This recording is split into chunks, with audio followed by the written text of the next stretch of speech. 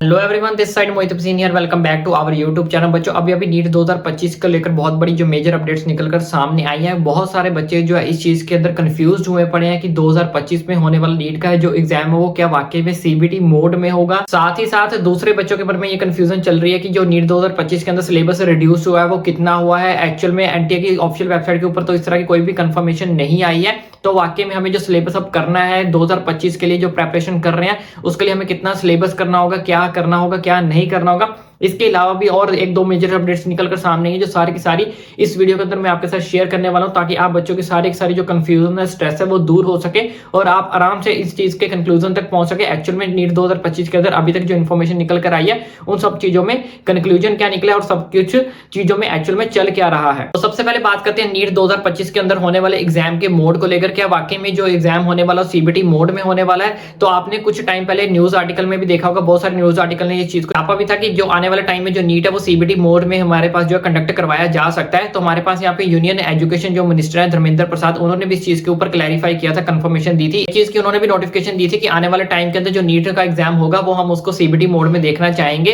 करवा सकते हैं। और इसलिए क्योंकि हम नीट के होने वाले एग्जाम के अंदर इंप्रूवमेंट लाना चाहते हैं, क्लैरिफिकेशन लाना चाहते हैं, तो इसलिए हम आने वाले टाइम के अंदर जो सीबीटी मोड के अंदर जो है नीट एग्जाम को जो है करवा देंगे, कंडक्ट करवा देंगे। और इसके लिए मेजर अपडेट बच्चों के मन में यही है कि ये जो सीबीटी मोड का एग्जाम होने वाला है कि ये वाकई में 2025 से लागू होगा या फिर आने वाले फ्यूचर के लिए ये चीज को लागू किया जाएगा। तो बच्चों अभी तक इस चीज को लेकर कोई भी क्लैरिफिकेशन जो है वो निकलकर सामने नहीं आई है कि जो नीट 2025 का एग्जाम होने वाला वो वाकई में सीबीटी मोड में होगा या फिर पहले की तरह जैसे चलता रहा वैसे ही होगा।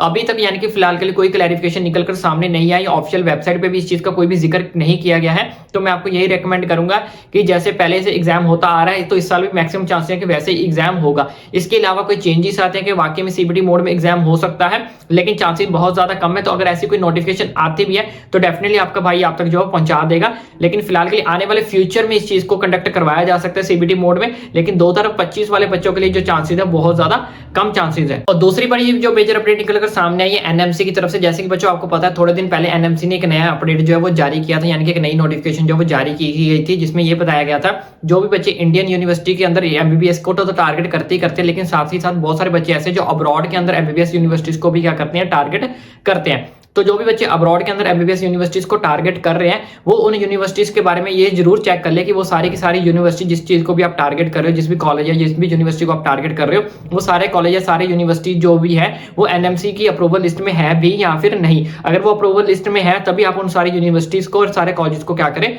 टारगेट करें अब्रॉड के अंदर। तो तीसरे नंबर की जो मेजर अपडेट निकलकर सामने आई है, बहुत सारे बच्चों के मन में कंफ्यूजन चल रही है नीट 2025 के सिलेबस को लेकर कि हमें क्या सिलेबस पढ़ना चाहिए, क्या नहीं पढ़ना चाहिए, किन किन टॉपिक्स को 2025 के अंदर टारगेट करना चाहिए, ना ही करना चाहिए।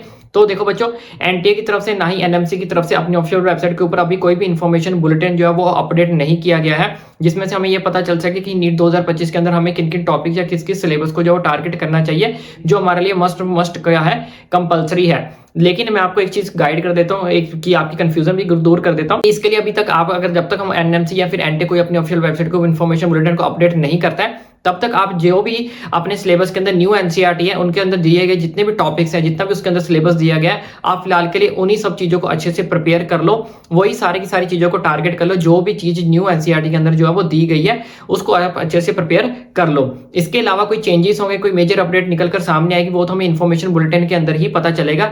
होपफुली हमें आशा है कि दिसंबर के लास्ट तक हमें जो है कहीं ना कहीं इसका इन्फॉर्मेशन बुलेटिन जो है वो देखने को मिल सकता है। तो जैसी इन्फॉर्मेशन बुलेटिन आता है तब हमारे उस चीज से क्लैरिफाई हो जाएगी कि क्या क्या चीजें नई ऐड हुई हैं, क्या क्या चीजें रिमूव हुई हैं। इसलिए जो न्यू एनसीईआरटी के अंदर आपको जो दिया गया आप उसी के बिहाफ पर अपनी जो तैयारी रखें। जैसे इन्फॉर्मेशन बुलेटिन आ जाएगा, होपफुली दिसंबर के लास्ट में आ जाए, मे बी जनवरी के फर्स्ट वीक में, जब भी आता है तो डेफिनेटली आपका भाई आप तक उस सारी चीजों को क्या कर देगा, पहुंचा देगा। लास्ट बट नॉट लीस्ट जो मेजर अपडेट निकल कर आई है नीट 2025 के एग्जाम को लेकर, जिसमें बहुत सारे बच्चे कंफ्यूज है कि सर इस साल जो एग्जाम होगा उसमें क्या सेक्शन ए जो सेक्शन बी को रिमूव कर दिया जाएगा, कितने नंबर ऑफ क्वेश्चन जो है वो हमसे पूछे जाएंगे।